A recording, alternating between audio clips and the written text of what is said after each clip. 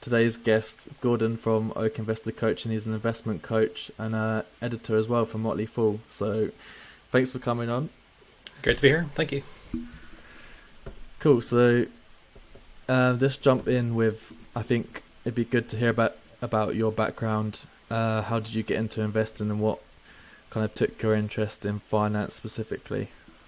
Sure. So my background's in civil engineering. So combined with investing, you've got lots of data, you've got lots of decision making, that sort of thing. So I've started investing pretty much from the first day I started working with the company that I'm in. It's a huge American investment company, engineering company. They do everything. So they encourage you to start investing in the company as part of your paycheck, essentially. So I've been doing that from day one, and really within about a year or so, I was amazed how well it was actually doing compared to what I was doing previously, putting my money in the bank, getting maybe 1%, 2% interest per year. And when investing became something I could do, I just thought, well, I'm doing fine with my own company.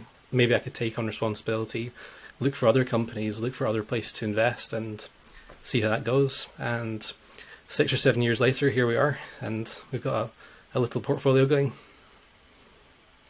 Yeah, amazing. So did you start originally always with kind of your own stock picking, or did you start with indexes, or have you always been a kind of individual stock picker?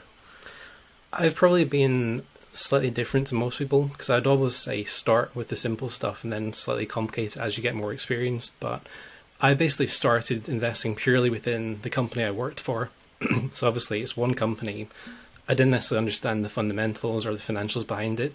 I just knew that I worked for them. So I basically took that approach and started looking for other companies that were doing interesting things, making quality products, interesting services, and basically just started investing in those companies. So I've never really been somebody who's just gone purely into index funds or to the simple basket of investments. I've always just picked companies that I found interesting, whether for the actual products they do or for the fundamentals of the business.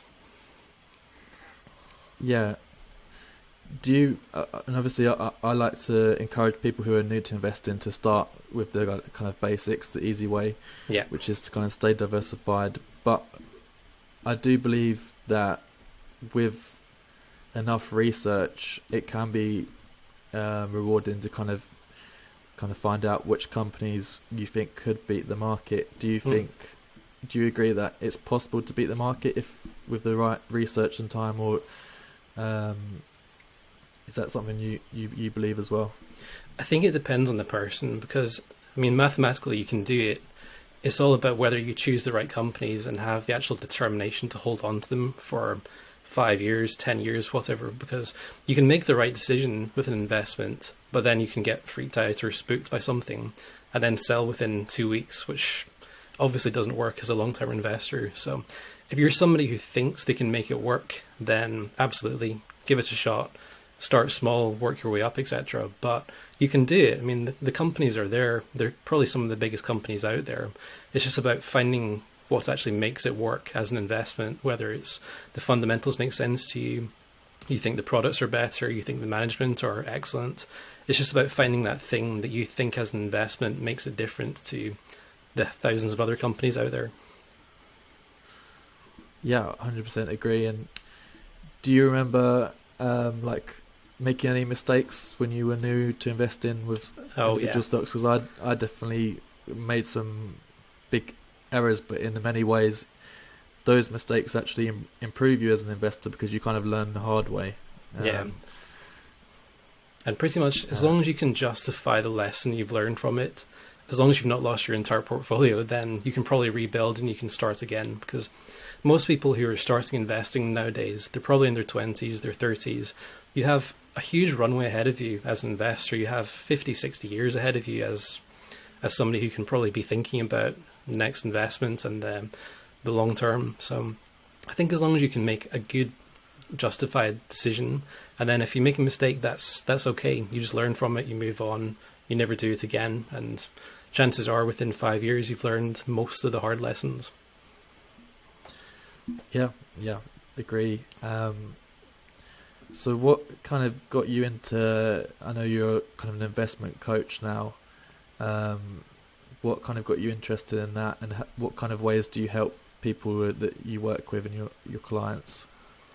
So again, it probably started back when I was working with this engineering company, and I was putting a certain percentage of my salary every year into basically the stock of the company, and it was returning quite well. It was doing much better than my bank was, obviously, at the time. And when I asked around with other colleagues if they're doing this, if they're kind of looking into the same approach, just nobody was interested. They'd rather have the money in their bank. They'd rather have that short term, I've got more coming my way, therefore can spend more. Nobody was really thinking about putting that money to the side and letting it grow over time. So it started making me think, is this the same for everybody? Is it just my department that was very short-termist with their view? But it does seem like most people are just, for whatever reason, not too interested in that long-term investment approach. And the reason really, as far as I've seen, is just it's too intimidating at times.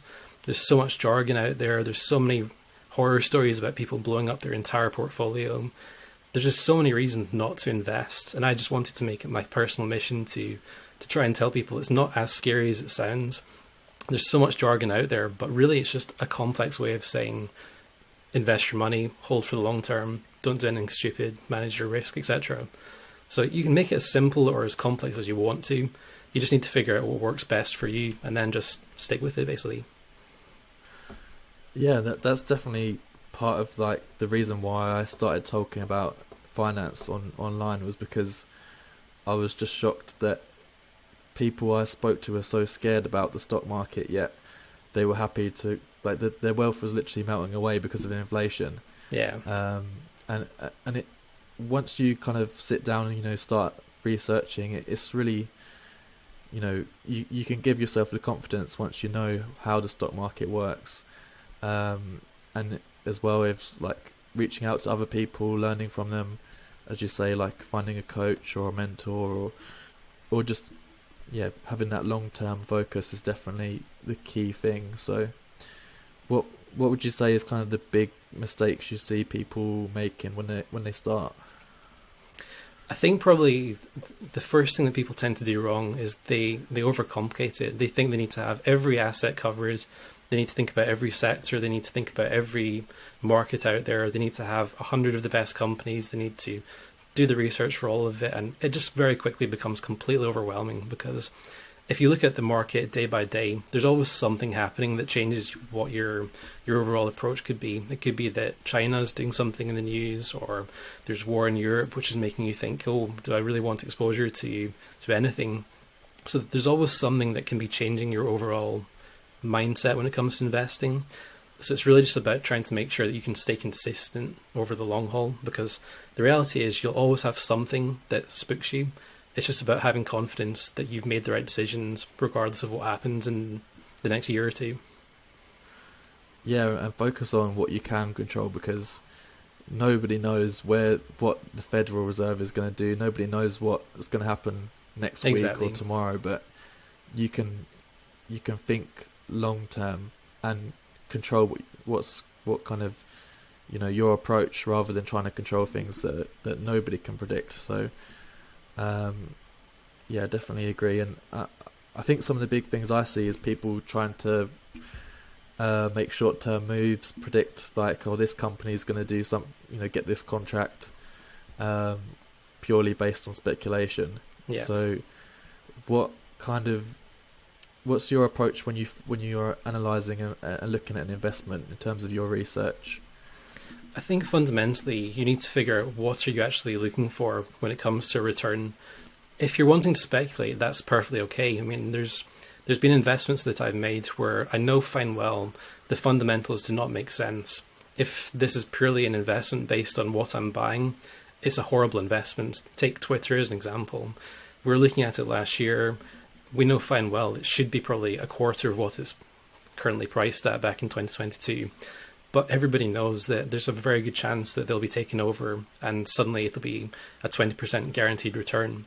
So it's about understanding, do you want an investment that's based on the fundamentals, or are you basically taking a gamble on something happening to a stock, a company, a market, an earnings report, etc.? So I think if you have that strategy in mind, you can start to play out what actually matters.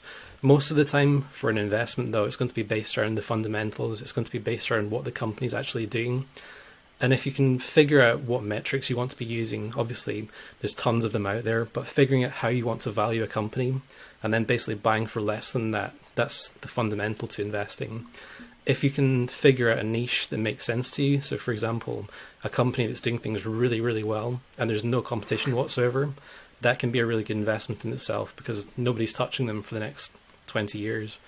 So just trying to figure out something that basically looks appealing as a company or a product or anything really, and just buying it for less than it's worth. That's fundamentally what we try and do. Yeah, so know what you own, basically, and know what's going on. And do you think, you mentioned about kind of finding out the kind of intrinsic value, would you say you're more towards a value investor style or growth or dividend or a mixture?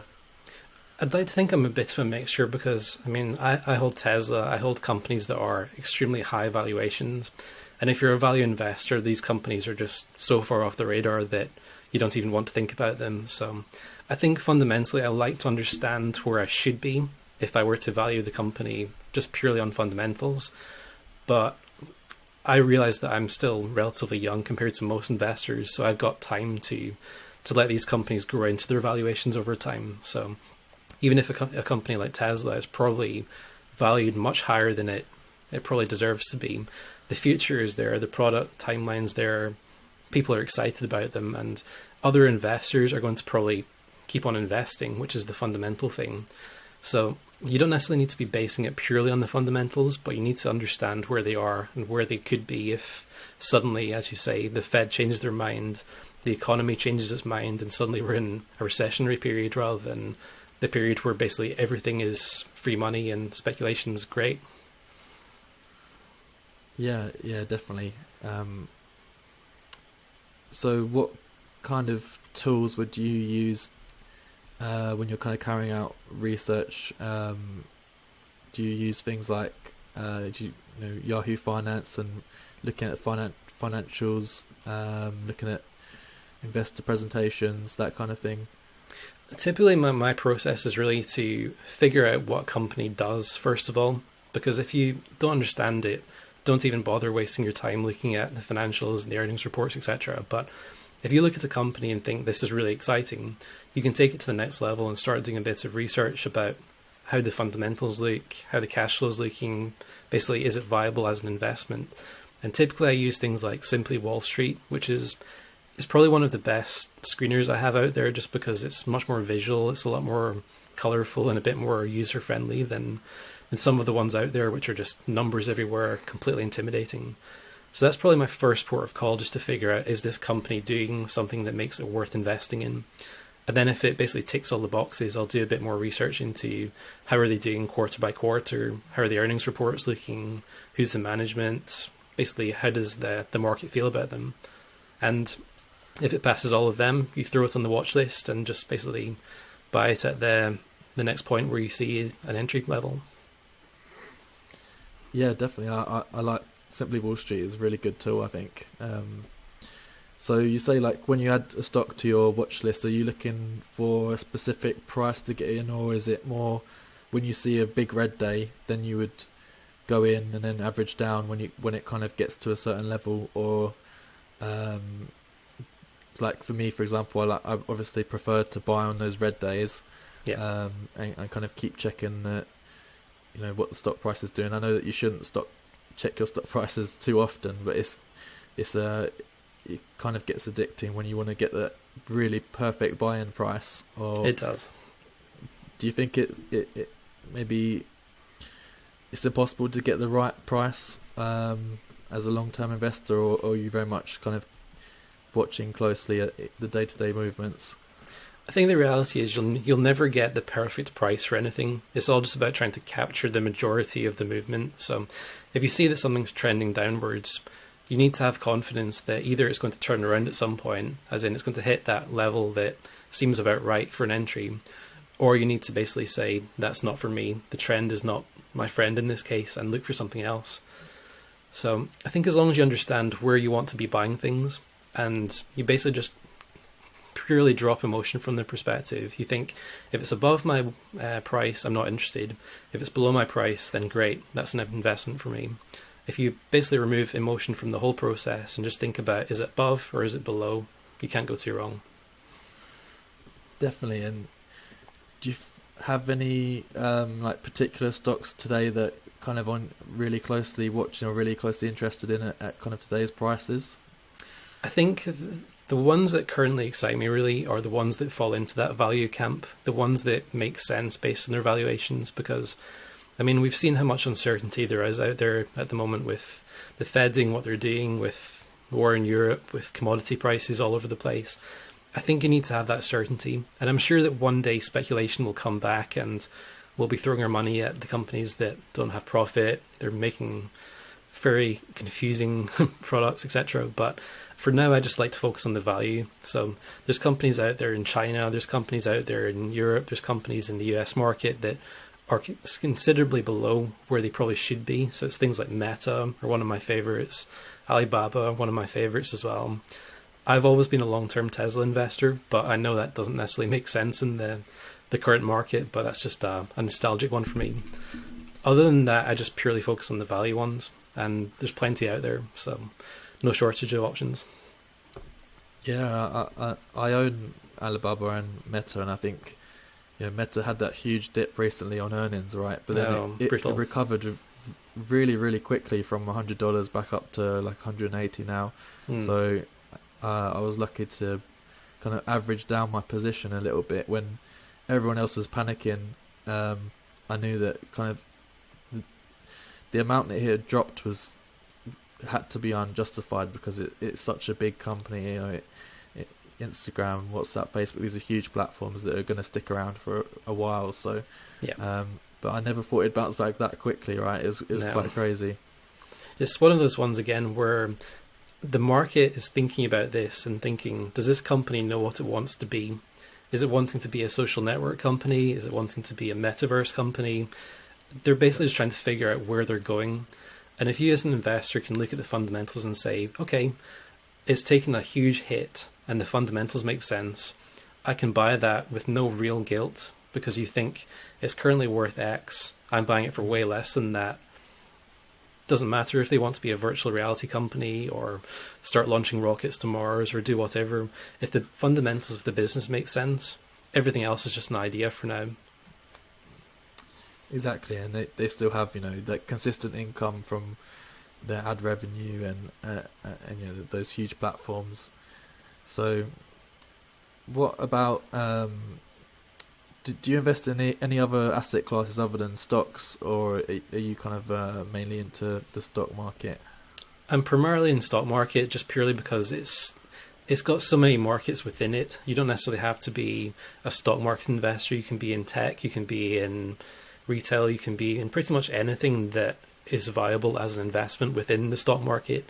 But I've also got some cryptocurrency, I've got some other stuff, like real investment, estate trusts, that sort of thing, that it does diversify your portfolio, but it's just not as flexible. You can't really analyze it quite as carefully. I mean, Bitcoin, for example, you can do some analysis on it, but it's very speculative just because nobody really knows what it should be worth as an entity. It's something that's, I'm sure experts out there have got their thesis on it and they know what it should be worth, but it's just so up and down in terms of what people think it should be worth that it's not something you can really do much work on other than just having your ideas.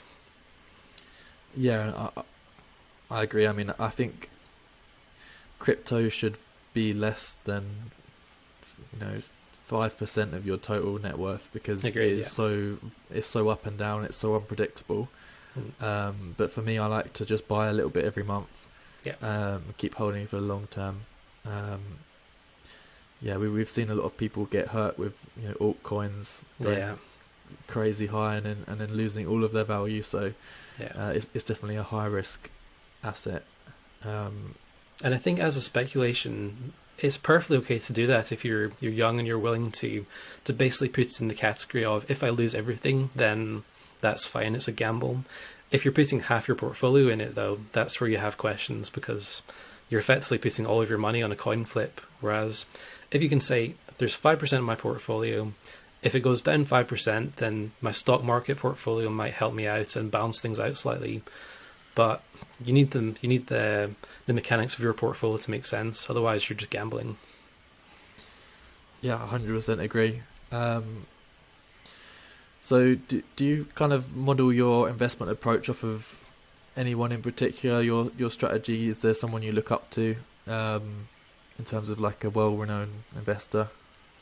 I don't think I necessarily model on anyone specifically. I think I try and take lessons from people who are doing things really well and people who are doing things very badly. So one of the kind of icons of the investment world from 2020 to 2022 or so was Kathy Wood, OakInvesting, who was buying basically everything that was interesting to the market. So genetics, technology, flying taxis, all that sort of thing. And that works within a certain market. If there's speculation everywhere, interest rates are low, etc., then speculate away because you'll probably do quite well. However, in the last year or so, because things have slowed down in terms of the economy, that doesn't work anymore. So I think the big lesson I've taken there is that you need to be able to modify your approach very quickly based on what's happening in the wider world. And you don't necessarily want to be thinking about it every single day because you can't switch your portfolio day in, day out based on the news, but you can make subtle changes that say, okay, I can see things are not quite as fast as they were. I can make my portfolio a bit more defensive and a bit more careful.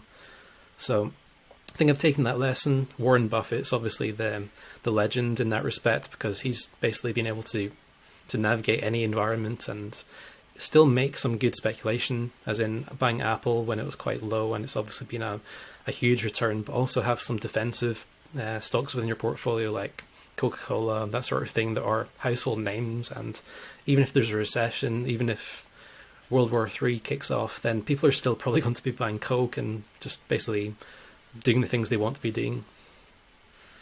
Yeah, I mean, 2020 and 2021 was quite, I'd say, growth. It was more towards growth in the market because I definitely, I started investing during that time and a lot of my stocks were growth, and I was lucky that I cashed out a lot of those returns because in 2022 you saw the market swing back towards the more traditional value companies. So, the market always kind of changes sentiment depending on what kind of stocks are in favour and what's happening in the economy. So I think, like you say, you have to be prepared to kind of switch. You can't always be growth because growth might be good for so much, but then it could get really bad, as we saw in 2022 with some stocks that were at high valuations got absolutely crushed. So, yeah, do you have any particular stocks which you've made like a really good return, or any particular stocks which have not worked out for you? I mean, like I can think of quite a few examples of for example, I mean my worst stock right now is Beyond Meat. I think in hindsight, like the space had a lot of interest and kind of hype around it a few years ago, but obviously the valuation was crazy. Now that you look at it in hindsight, and the management has not been great, so that's one that I've kind of lost confidence in. But yeah, any examples you can think of? I think probably my biggest winner has been Tesla, just because for whatever reason I probably got lucky to some degree. I bought pretty much the first time I could, which was probably 2017 or 18, and obviously it's gone up several 100% since then. So that was a good one. But again, that kind of investment you can't necessarily find. It's a diamond in the rough. It's a needle in a haystack. So you need to just get lucky sometimes. But on the flip side, one of the companies that probably has been my worst one to date has been a very speculative one called Teladoc, which was another growth company, another OakInvest favorite, and it promised the world. It was basically, if you think about the pandemic, we were all stuck at home. Nobody had access to the medical world, really. That was going to be the future. And at the time of buying, it made perfect sense that you'd be sitting at home, you'd be calling your doctor, your physician, whatever, and they would be giving you advice, and you'd go from there. The world has just gone back to normal again, though, and the investment thesis has collapsed to some degree, just because as a business, I don't think they're particularly well run. The logic behind what they were planning on doing just doesn't really make sense in today's world. So that's a company that I took a big hit on, and we live and learn. Basically, don't speculate when you don't need to speculate is the lesson. No, yeah, I'm smiling because that's one I invested in as well. I think I remember when they acquired Livongo. Yeah. And they were kind of like one of those pandemic stocks which we thought would be around for the long term, but yeah, as you say, kind of things didn't work out, and I was lucky not to take too much of a hit on them because I sold before they kind of went on that big drop. But yeah, I mean, this happens when you're a stock picker, you know. But I think as long as you have a couple of stocks which perform well, you can kind of you know, that those big losses don't hurt you as much. Yeah. For example, like I have a company which is up over 100% in my portfolio right now, and it's kind of making up for the ones which are down. Like I have I invested in Boohoo, which is down quite a bit, but I still kind of see the long-term value in it, so I'm not selling it. And I don't mind being in the red in the short term as long as I'm happy with the company's performance. That's the thing. I think when I was a new investor, I used to get scared seeing companies in the red, and I used to panic a little bit. But now I'm focused on that 5-10 year time horizon, so it doesn't worry me too much, as long as the financials are looking okay and I'm still confident in that original thesis. So. And the way to think about it is, if imagine you've got £100 in a certain company. If, for example, it goes down to 80, you've made a horrible 20% drop, then that feels terrible if you're a new investor. But the way to think about it is you still have the same number of stocks within that investment. You still have one share in that company. Just because it's gone down doesn't mean that you've lost anything. It just means that your value is basically down slightly. Like, take the example of if you want a house, the chances are you're going to be thinking, if the economy goes up, the economy goes down, that's going to fluctuate a huge amount. But nobody's thinking about, oh, my property value's gone down, I better sell my house. It doesn't make sense if you put it in that sort of language. So sometimes you need to just think about it as, I own the same thing. It's just that at the current market condition, it's worth slightly less than it was yesterday.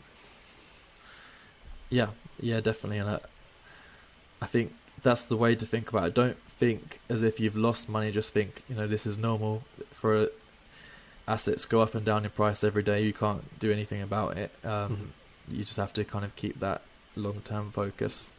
Yeah, which takes time, because as an investor, you start off for the first maybe 2 or 3 months thinking this is overwhelming, but I'm doing okay so far. But the moment you start taking your first loss, you start to see a little bit of a decline. You can lose faith very, very quickly. So it's important just to stay resilient and to make sure you don't get shaken too hard, because it's very easy to get quickly disheartened if you have the wrong investments and you don't have the right approach to dealing with losses. Yeah, definitely.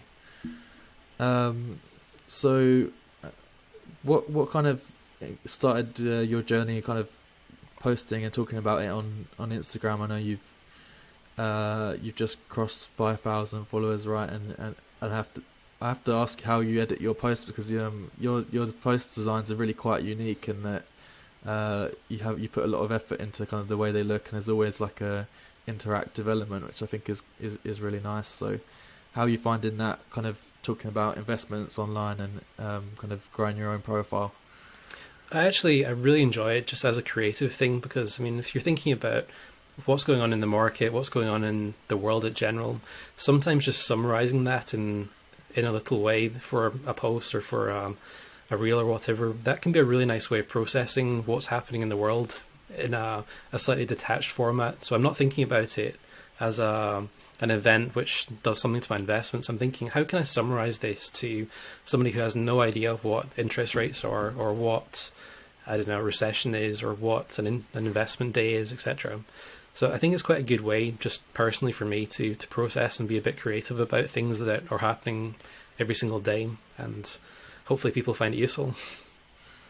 Yeah, I still enjoy it a lot. I like to have conversations with people, try and provide insight and knowledge, and just kind of spread the awareness of financial literacy, investing, and yeah, I don't know if you've kind of had any experiences where you've had conversations with people who maybe talk negatively about the stock market. I get a lot of comments of people saying like, "Oh, the stock market's going to zero," things like that. Do you get to kind of see that as well? Certainly at the start of it, when obviously you've got a huge audience that come through, you'll get people at both sides. But I think for me personally, it was quite good to have that community around, just because you'll get voices that know what they're talking about. You'll get voices that have absolutely no idea what they're talking about, and you'll get something in between. Yep. So I think it makes you challenge your own mindset slightly. So if you're thinking about, is an investment in Tesla good? Rather than you just thinking about it personally, you'll have people on the far side of both saying, this is a horrible idea, this is the worst company in the world, they're going bankrupt tomorrow. And you'll have people on the other side saying, this is the best company in the world, they can do nothing wrong, they're just doing everything right. So it helps you to see both sides quite quickly, and it helps you to have confidence that what you're thinking is somewhere in between, and it's obviously your way of processing both sides and coming to a conclusion on your own. So I think it stops you from just following the herd, essentially, because you have much more voices and you have to think about your own opinion a lot more carefully. Yeah, definitely. And a stock like Tesla almost has like a cult following of people who either they think it's going to be the next huge company or they think it's going to zero. People think very passionately about Tesla. I think maybe because obviously the CEO is so well known and so popular. It can be quite controversial sometimes. People get very emotionally attached to companies or to, money in general is quite a touchy subject for some people. So I definitely see but it's good to hear both sides, as you say, though. Yeah, and I'd always say that if you're too emotionally attached to an investment, then it's probably the wrong one for you. But for whatever reason, I just find the company really interesting, and the stuff they do it kind of blows my mind sometimes. So whether it's a good investment fundamentally or whether it's something that's just pure speculation, I've probably still to figure out, but it's just one of those companies that I like to follow whether I'm investing it or not. Yeah. Cool. Do you think, is there anything else you think we should cover for our listeners, or do you think any other questions or stock market related? I think I would be keen to hear what you think about basically where we are as an investment community, and do you think we're producing content that is useful, or do you think it's something that, not being financial advisors, we potentially should be a little bit more passive on? Because it's something that's always in the back of my mind, whether somebody who's not qualified as a financial advisor, should I be saying all this stuff, or should I just be saying there are people who know exactly what you should be doing for your personal circumstances, and therefore they're the people who should be doing it?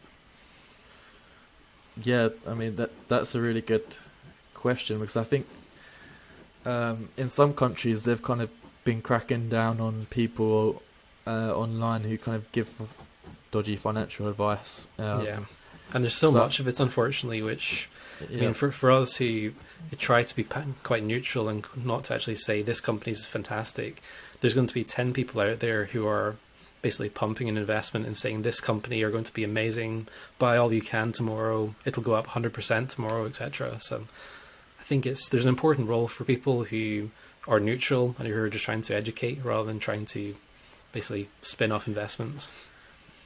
Yeah, I think social media is kind of like a double-edged sword in that you get to hear lots of insightful information, but then you also get a lot of content which is not got much value to it. So you have to trust the people who you're seeing on your homepage every day and on your explore page, but you also, I think, as creators, we have to keep reminding people that, please do your own research. Don't ever copy someone's investments just because you like that person, because if you don't have the confidence yourself and something goes wrong in the company, the likelihood is that you're probably going to sell out at a loss, whereas maybe you could have, had the confidence to kind of see through those downturns. So Yeah. I think, I think for me, like, I always just want to promote kind of the best practices,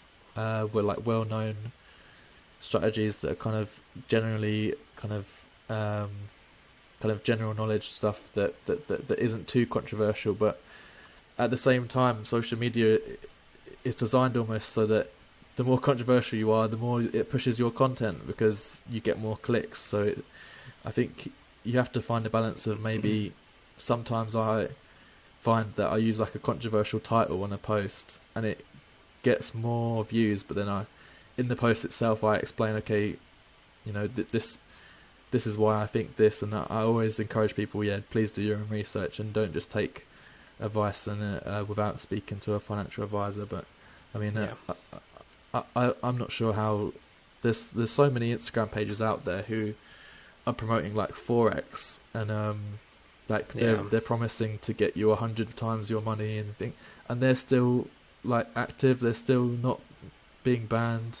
No, I never understood that, because effectively it's so easy to see that something is not feasible. And it's the classic trope of, if it sounds too good to be true, then it probably is. But I just hope that most people see that, because the companies and the people who are pushing these things, they're everywhere. I mean, every post will see 20, 30 comments saying Forex this, NFT that, follow this, do that. And it's a dangerous thing if people come into it not knowing how to actually react to these things, and it probably does give the investment community a bit of a bad name, but it's just part of the deal, unfortunately.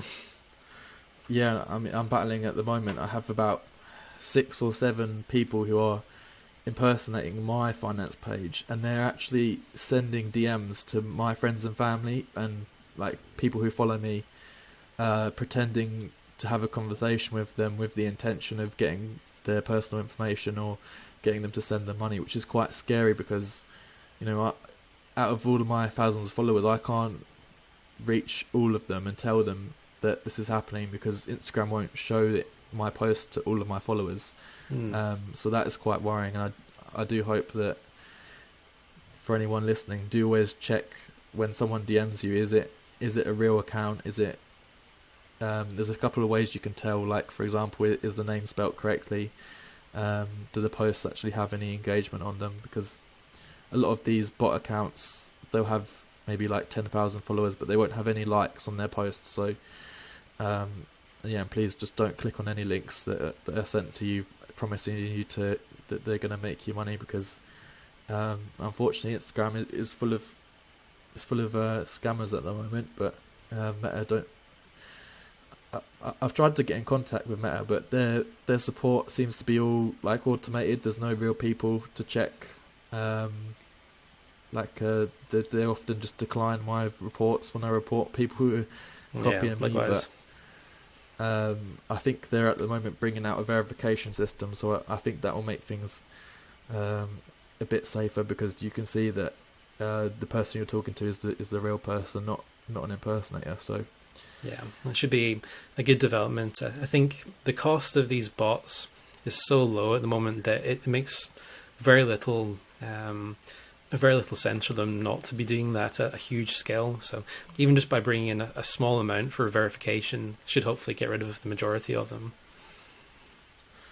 Yeah, let's hope so. I mean, it's definitely a big problem at the moment. I look in my DM requests every day is someone promoting something, and it can't keep going on like that, because it's really annoying for us as people who are really trying to create helpful advice. But yeah, as you say, it kind of gives a bad name for those few individuals who are having bad intentions.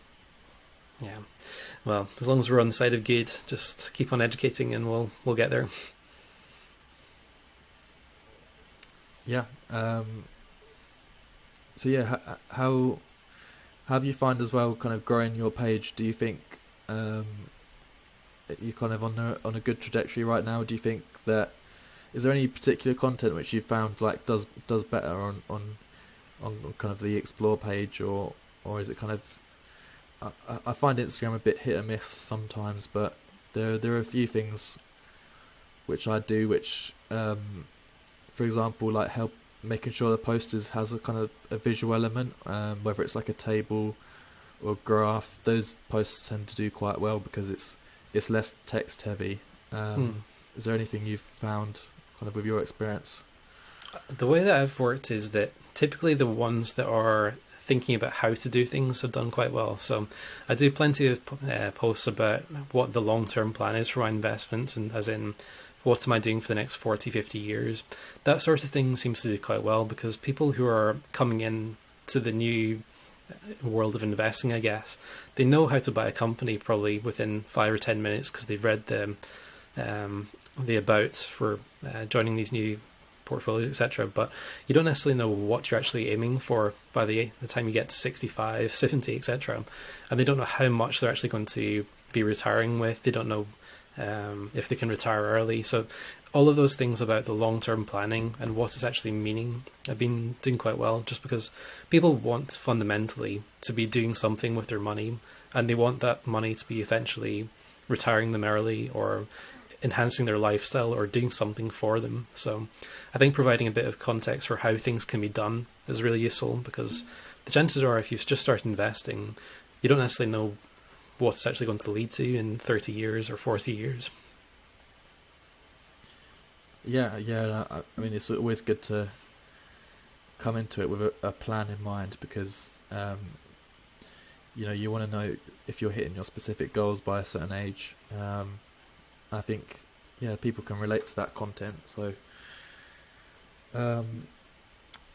I've put up a question on my story for anyone who wanted to come forward with anything we should talk about, and we've had a question from someone. It says, if you had 100k right now, where would you invest it? Now that's a tricky one, as always. I think really just because these things are all so different for some people, I would say if you have a particular expertise, as in you understand an area or a sector or a market really well, then there's probably a company within there that you can be putting a good amount of that money towards, whether it's Alibaba or Meta or whoever. If you understand the fundamentals of a business and you understand where it's going, then basically, as long as the valuation makes sense to you, it's a good investment. The only times you shouldn't be investing money are things that you don't understand.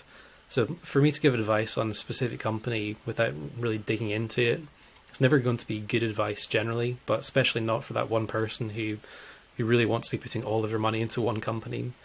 So I think if you're a new person coming into the market, you've got some money, you don't know what to do with it, index funds are the obvious thing. You've got 500 companies, you've got exposure to all the sectors, tons of the market.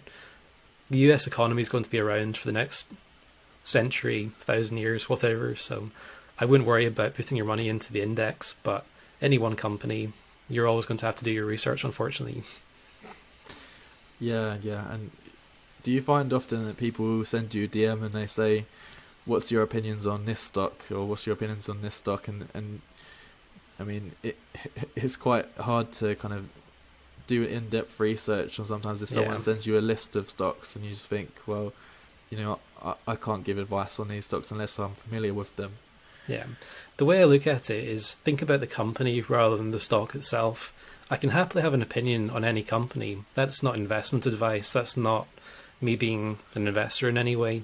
You can say that Disney are doing great. You can say that Netflix are doing great. You can look at probably most companies and have an opinion on what they're actually doing. Understanding where the stock price is relative to that company is a different matter, though. So I think if you understand how a company is executing and you are willing to do research into the fundamentals and the financials of the company, then that's your investment strategy. Just figure out what companies you like and then figure out if the stock makes sense based on what the company is worth. Yeah, definitely agreed. So, anything else you think helpful for us to cover? I think that's probably just about it. I think we've given a good summary of not investing unless you know what you're doing and what you need to do to get there. And basically, all it takes to become a world-class investor. It takes time, it takes patience, but everybody can do it if they're willing to put the work in. Yeah, definitely. I think we've covered most of the kind of tips that I would have found helpful as a new investor. So, is there a way people can, find out your platforms, and is there an offer people or a program that people can kind of, if they want to find out more about your service, where should they go? Yeah, sure. So I'm on primarily Instagram, Twitter, and TikTok. Most of them are under OakInvestor Coaching, and you can probably find me with a quick search on anything. Amazing. Well, thank you for joining me, and I hope everyone found that helpful. So, yeah, thanks very much. Yeah, thanks very much for having me. Loving everything you're doing, and looking forward to seeing what episodes you've got coming.